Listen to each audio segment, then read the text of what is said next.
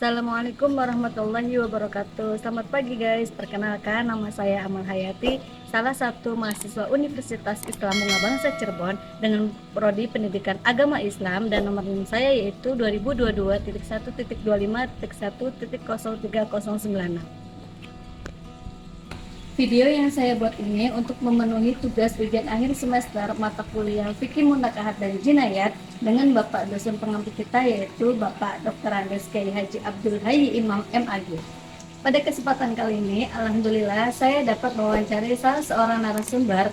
Beliau bernama Bapak Dr. Muhammadun SHI MSI yang akan membahas tentang asas-asas hukum pidana Islam.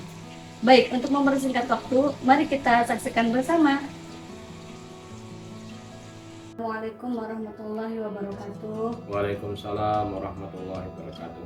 Saya mendapatkan tugas tentang asas hukum pidana Islam. Di sini saya akan bertanya beberapa pertanyaan Bapak. Ya.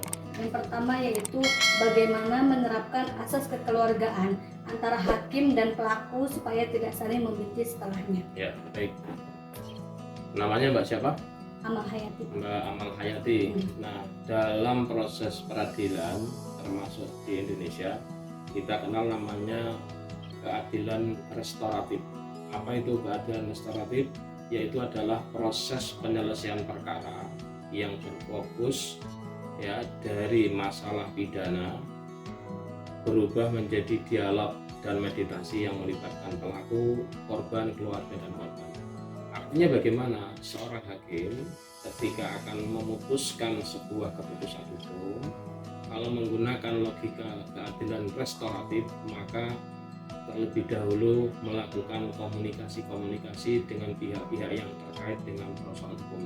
Jadi tidak asal memutuskan, dikomunikasikan dulu, dimediasi dulu, dibicarakan dulu, dipertimbangkan ya, gitu. Ada tahapan-tahapan yang melibatkan beberapa orang yang berkaitan dengan hukum yang diputuskan. Oke, jadi pertanyaan kedua yaitu hukum potong tangan bagi pencuri itu apakah berlawanan dengan asas kekeluargaan?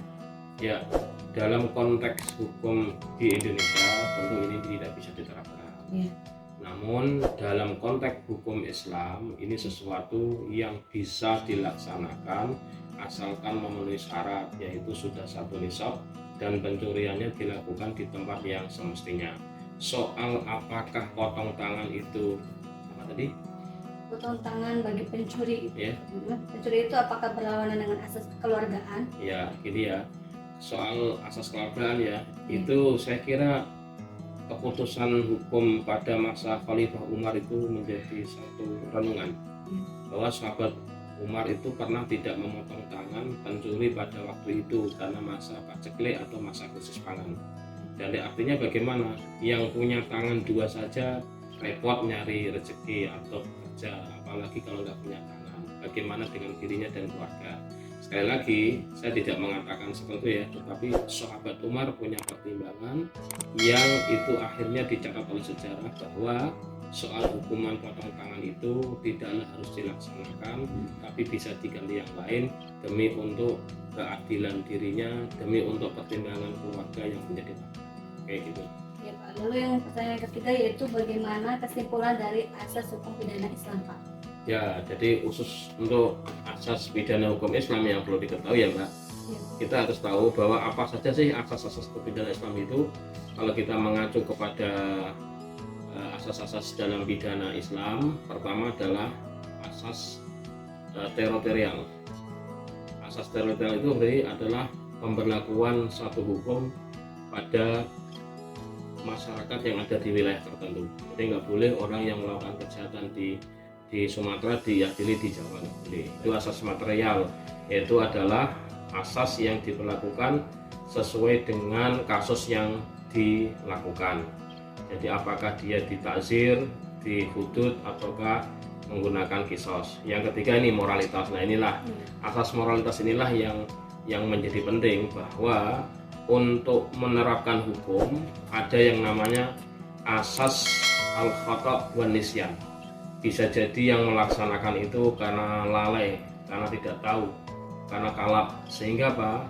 Untuk seperti ini maka hakim punya ijtihad untuk mengupayakan agar keputusannya tidak merugikan pelaku dan juga tidak merugikan keluarganya, apalagi pelakunya ini kepala rumah tangga. Kesimpulannya, Islam itu mengandung asas moralitas dalam memutuskan satu keputusan hukum, sehingga hakim ketika akan memutuskan satu persoalan hukum selalu melihat latar belakang melakukan kejahatan, karena jangan sampai ketika diputuskan merugikan pelaku yang mungkin pelaku punya keluarga dan sebagainya. Jadi banyak pertimbangan. Ya, baik. Terima kasih Bapak Dr. Muhammadin SIMSI atas meluangkan waktunya. Ya. Semoga bermanfaat bagi saya dan keluarga dan masyarakat. Wabillahi taufiq wal hidayah. Wassalamualaikum warahmatullahi wabarakatuh. Waalaikumsalam warahmatullahi wabarakatuh.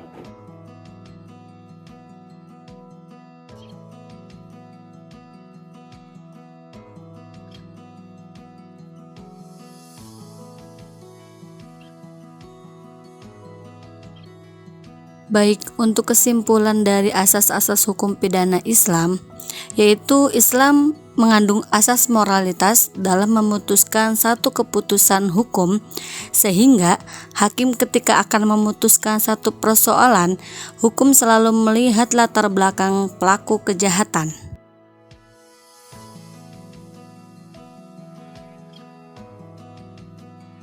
Sekian video dari saya, semoga bermanfaat bagi saya, keluarga, dan masyarakat. Terima kasih atas segala perhatiannya, mohon maaf atas segala kekurangannya. Billahi taufiq wal hidayah. Wassalamualaikum warahmatullahi wabarakatuh.